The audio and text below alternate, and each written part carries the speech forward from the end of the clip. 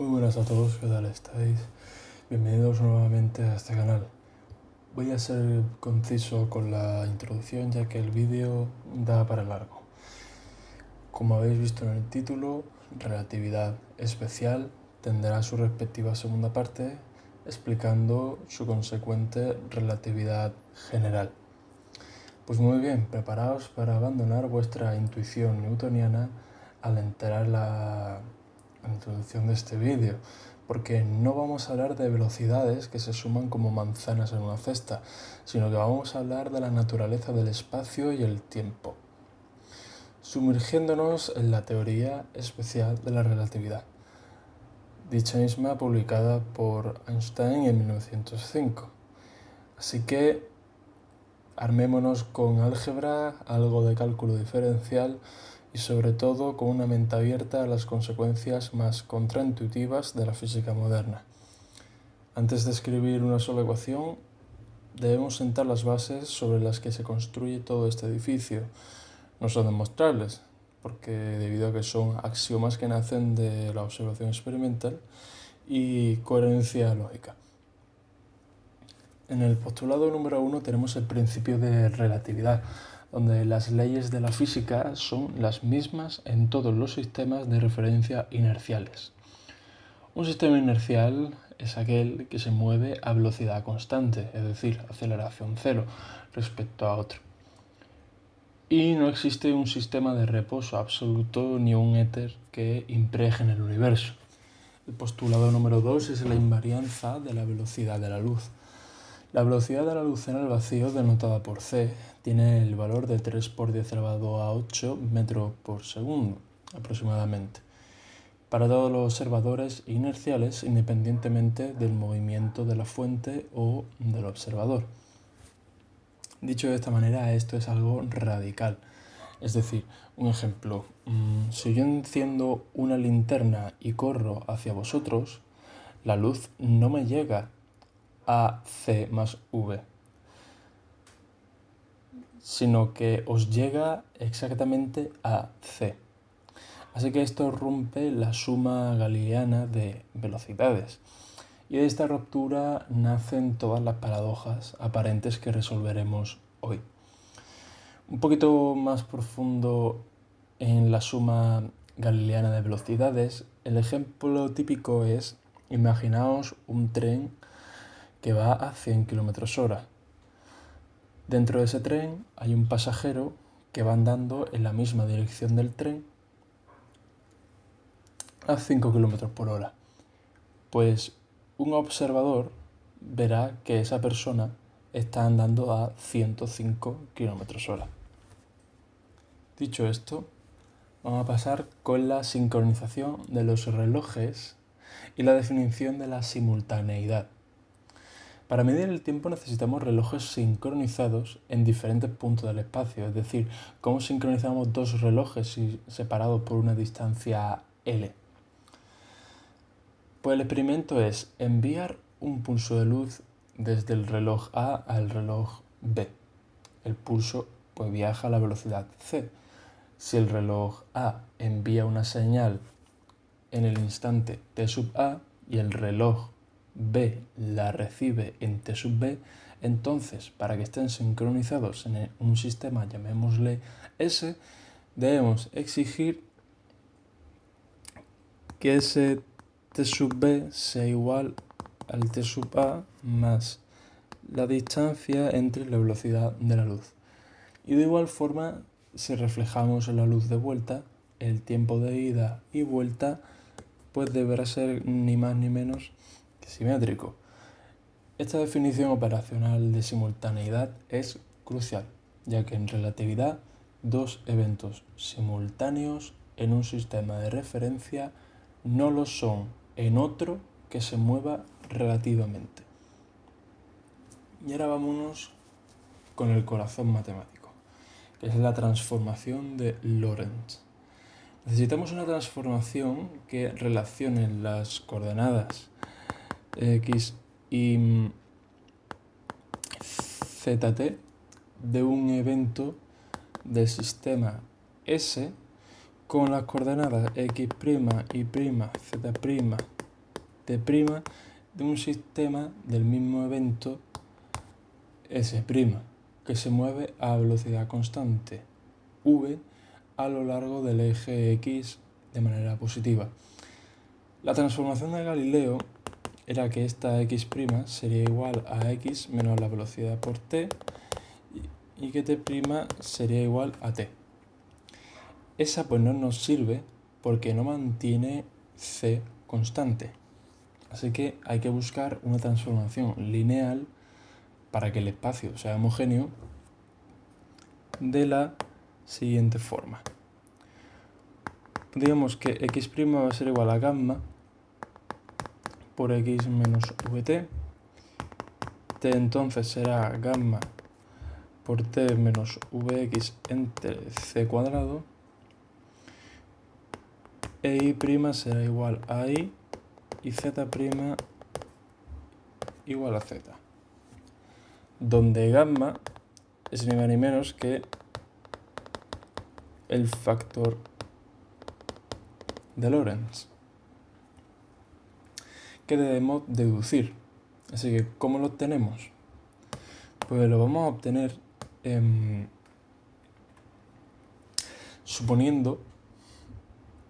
exigiendo que la velocidad de la luz sea la misma en ambos sistemas. Por lo tanto, vamos a suponer que en t igual a 0 y x igual a 0 emitimos un pulso de luz. Entonces, en el sistema S, el frente de onda cumple que x al cuadrado más y al cuadrado más z al cuadrado sea igual a c al cuadrado por c al cuadrado. Esto implica que x cuadrado menos c al cuadrado t al cuadrado pues es 0. Y en S', por el segundo postulado, debe cumplirse que x' al cuadrado más y' al cuadrado más z' al cuadrado sea igual a c al cuadrado por t' al cuadrado, que sea x' al cuadrado menos c al cuadrado t' al cuadrado igual a 0. Por lo tanto, la cantidad x al cuadrado menos c al cuadrado t cuadrado debe ser invariante, salvo una constante, bajo esta transformación que acabamos de realizar. Ahora sustituyamos las formas propuestas x' y t'. Voy a bajar un poco, estoy viendo que no me va a caber. Muy bien. X' al cuadrado menos c cuadrado t' cuadrado será igual al factor de Lorentz al cuadrado por x menos vt, todo esto al cuadrado, menos c cuadrado, factor de Lorentz al cuadrado, t menos vx partido de c al cuadrado y todo esto elevado al cuadrado. Y ahora, desarrollando y agrupando los términos en x cuadrado, t cuadrado y x por t, tendremos que el término de x al cuadrado será gamma cuadrado 1 menos v cuadrado partido de c cuadrado y esto por x cuadrado. El término de t cuadrado es gamma cuadrado v cuadrado partido de c cuadrado menos 1 por c al cuadrado por t al cuadrado. Y ya si queréis hacerlo de una forma un poco más atractiva, pues menos gamma cuadrado por 1 menos v cuadrado partido de c cuadrado por c cuadrado t cuadrado. Y el término cruzado xt será menos 2 gamma cuadrado vxt más 2 gamma cuadrado v partido de c cuadrado xt igual 0. Pues perfecto. Así que como vemos, el término cruzado se anula Pues para que esta expresión sea idéntica a x cuadrado menos c cuadrado t cuadrado, necesitamos que el coeficiente que multiplica a x cuadrado sea 1. Por tanto, gamma cuadrado por 1 menos v cuadrado c cuadrado sea igual a 1.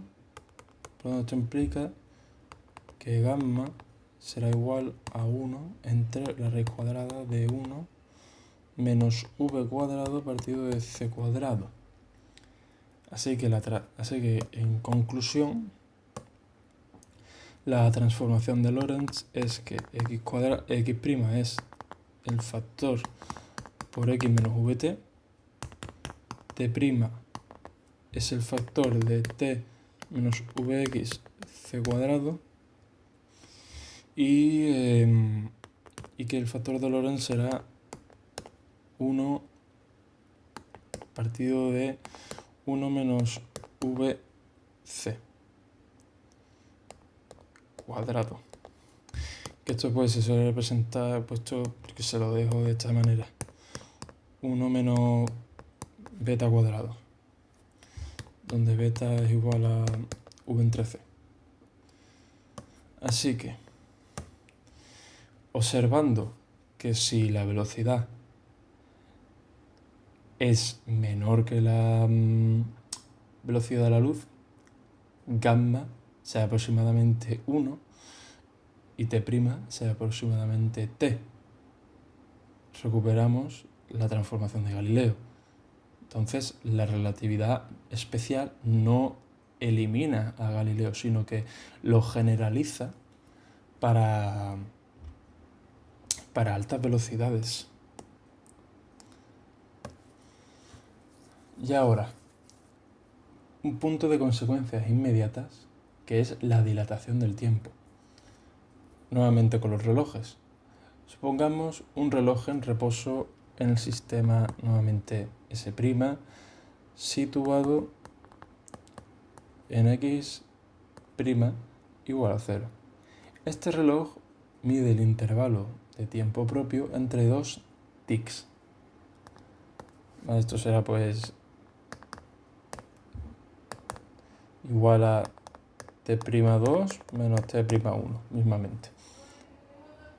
Así que usando la transformación inversa de Lorentz, despejando t en función de t' y x', tenemos que t es igual al factor de Lorentz por t' más vx' entre c al cuadrado. Así que, como x' es fijo, es la posición del reloj S'. Y al restar entonces t2 menos t1, tenemos que el gradiente de t será gamma t'2 más vx' entre c al cuadrado menos t'1 menos vx x' c al cuadrado igual a gamma gradiente de t'. Es decir, que el gradiente de t es igual al factor de Lorentz al gradiente de t'. Esto es súper importante. ¿Por qué? La interpretación de esto es que el tiempo medido por un observador en movimiento relativo delta-t es mayor que el propio delta-t'. Para el observador en el sistema S, el reloj que se mueve tarda más en dar cada segundo. El tiempo se dilata. Entonces, si la velocidad es igual a 0,866 por c y gamma es igual a 2, y un astronauta envejece un año, mientras en la Tierra pasan 2, ¿vale? Y ahora, por ejemplo, un ejemplo numérico. Un muón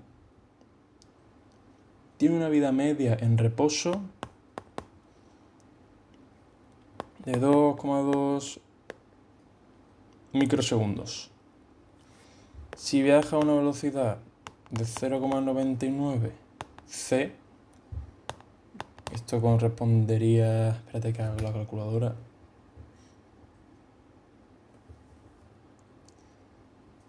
a un gamma de aproximadamente 7,09. Y su vida media medida en el laboratorio sería 7,09 por 2,2 microsegundos. Esto sería igual a 15,6 microsegundos. Entonces, viajando a 0,99 por c, recorre una distancia d, que será la velocidad por el tiempo. Aproximadamente 0,99 por 3 por 10 elevado a 8 por 15,6 y por 10 elevado a 6. ¿Vale? Que esto es aproximadamente 4,6 kilómetros. Y sin la dilatación solo recorrería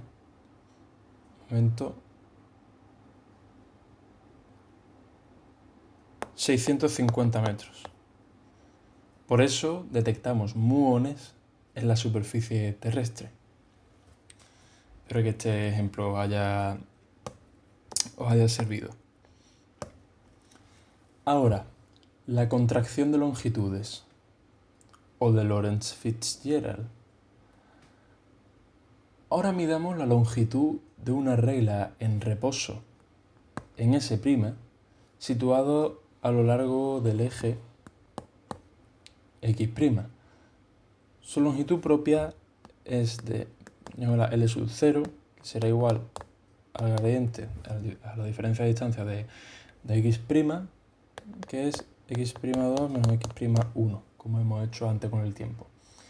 Para medir la longitud en S, el observador en S pues debe medir las posiciones en los extremos al mismo tiempo en su sistema. Es decir, que debe de medir lo siguiente.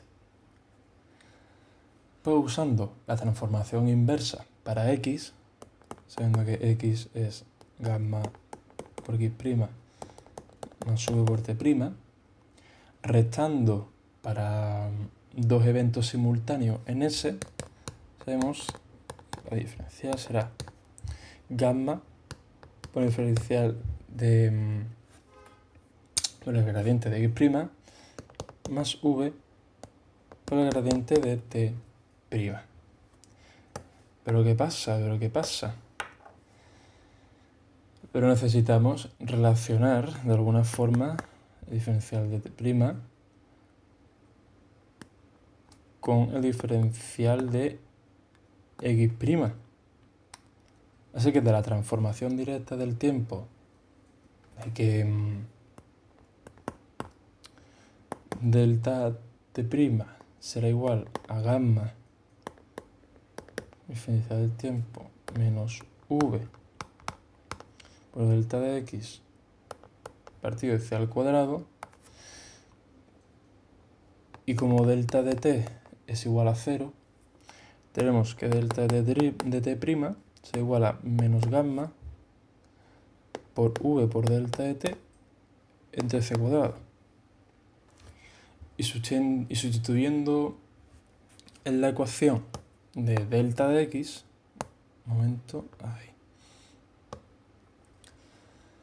sustituyendo en la ecuación de delta X será igual a gamma delta X' más V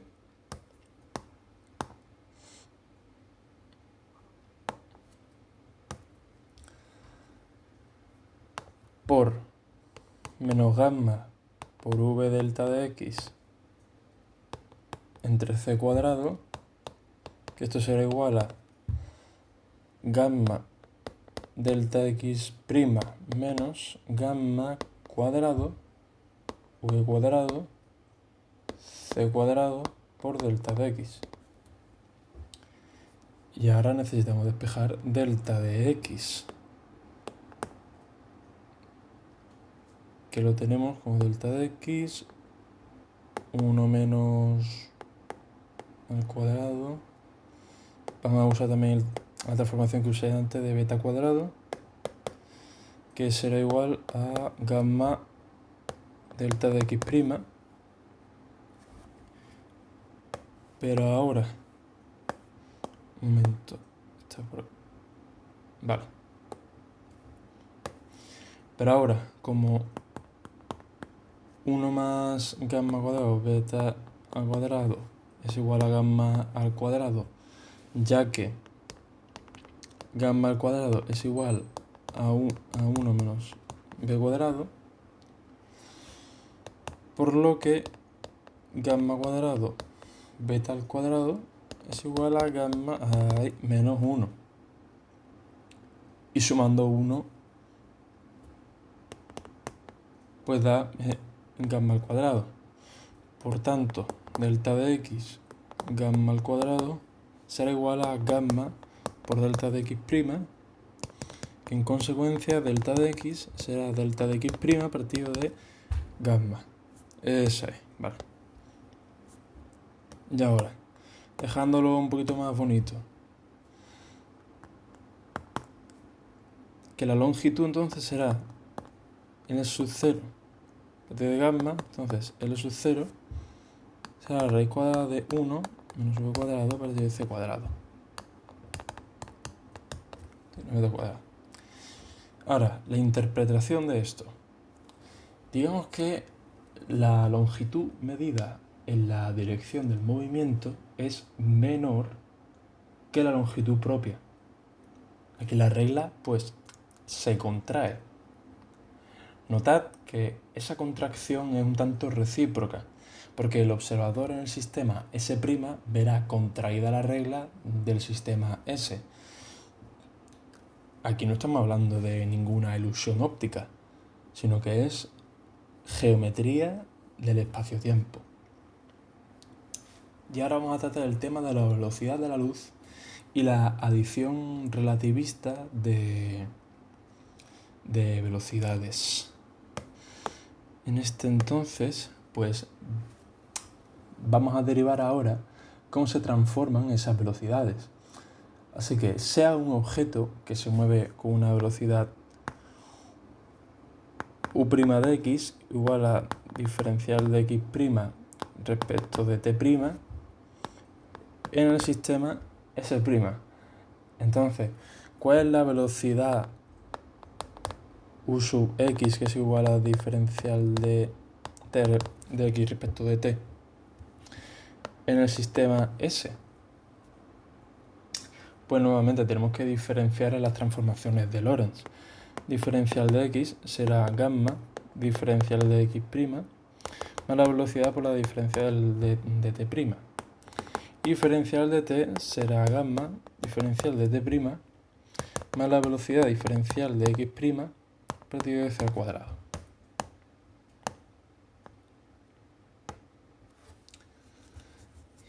Y ahora tendremos que dividir, sabiendo que u sub x será diferencial de x diferencial de t, sabiendo que es de diferencial de x' más v por diferencial de t', entre diferencial de t' más v partido de c al cuadrado diferencial de x'. Entonces esto quedará como diferencial de x' entre diferencial de t' más la velocidad, y esto entre 1 más v partido de c cuadrado diferencial de x' partido diferencial de t'. Por lo tanto, la fórmula de adición de velocidades será u sub x, que es igual a u sub x' más v entre 1 más v por u' de x partido de c cuadrado. Así que la prueba de consistencia, digamos que si u' de x es igual a c, que es la luz emitida en S', entonces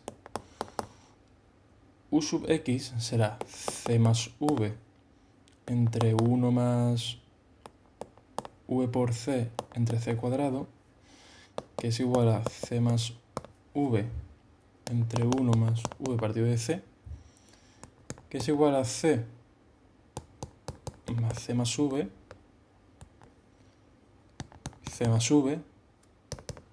igual a c. Entonces la luz sigue viajando a su velocidad en el sistema S.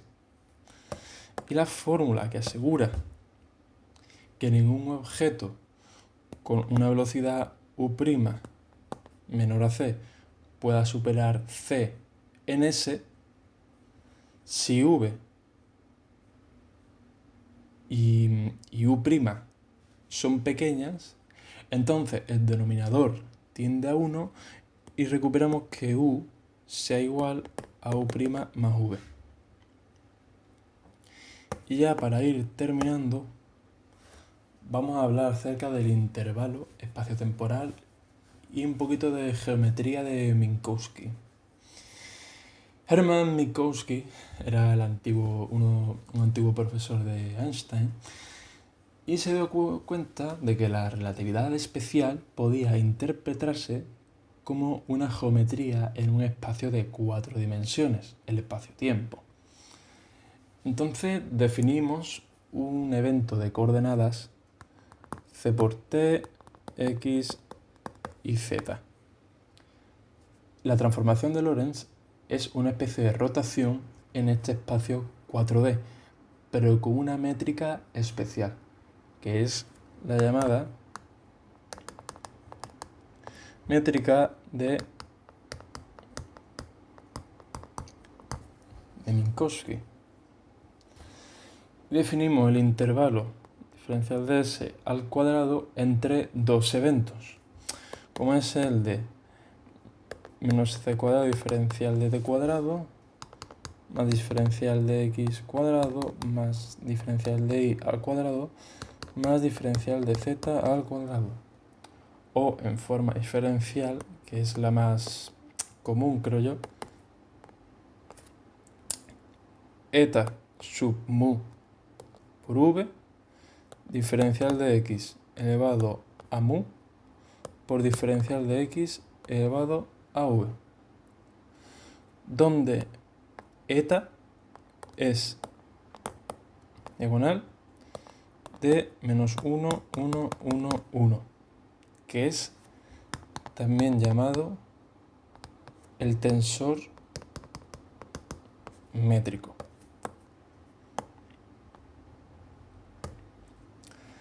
La importancia de esto es que el intervalo diferencial de S al cuadrado es invariante bajo esas transformaciones de Lorentz, significando que todos los observadores iniciales miden el mismo diferencial de S, miden el mismo intervalo. Es el análogo relativista de la longitud de un vector en un espacio euclidiano. Es decir, vamos a poner un ejemplo. Si diferencial de S al cuadrado es menor que 0, el intervalo será de tipo tiempo. Así que es posible conectar los eventos con una señal viajando a una velocidad menor de la velocidad de la luz, existiendo un orden causal. Si en cambio es igual a 0, es de tipo luz, es decir, pues nulo. Solo una señal lumínica puede conectar los eventos. Y por último, si es mayor que 0, es de tipo espacio, por lo que no hay conexión causal, ya que el orden temporal puede invertirse según el observador. Así que el tiempo propio, tau, se define como diferencial de tau al cuadrado es menos diferencial de s al cuadrado partido de c al cuadrado, que es igual a diferencial de tal cuadrado menos diferencial de x al cuadrado más diferencial de y al cuadrado más diferencial de z al cuadrado entre c cuadrado, para una partícula que se mueve en tau diferencial de t entre gamma, que es el tiempo que mide un reloj que viaja junto a la partícula. Ya vamos tocando fondo, ya vamos tocando final. Vamos a explicar ahora un poco la dinámica relativista. Aquí viene la parte que cambia la mecánica, donde la segunda ley de Newton, es decir, la fuerza es igual a la masa por la aceleración, tal cual no es invariante Lorentz, sino que debemos de redefinir el momento lineal. En relatividad, la masa en reposo, la vamos a denominar m sub 0, es invariante. Entonces definimos atentos al término, cuadrimomento como P mayúscula elevado a mu, que es igual a la masa inercial por U elevado a mu, donde este último término es nuevamente la cuadrivelocidad. Y esta cuadrivelocidad es igual a diferencial de x elevado a mu partido del diferencial de tau. En otras palabras, gamma de c por v sub x por v sub y por v sub z. Por lo tanto, las componentes espaciales del momento son p, a forma de vector, por m sub 0, por gamma, por v cuadrado, y es igual a gamma m sub 0 por v. La componente temporal multiplicada por c nos da la energía, que es gamma m sub 0 por c al cuadrado.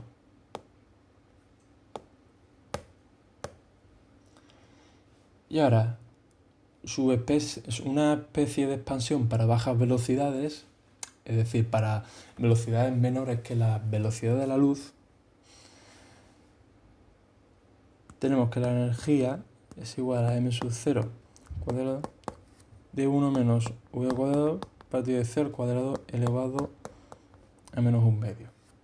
Que esto es aproximadamente igual a n sub 0 por c al cuadrado, y esto es 1 más un medio de la velocidad al cuadrado partido de c al cuadrado, más 3 octavos v al cuadrado elevado a 4 por c elevado a 4, más etcétera.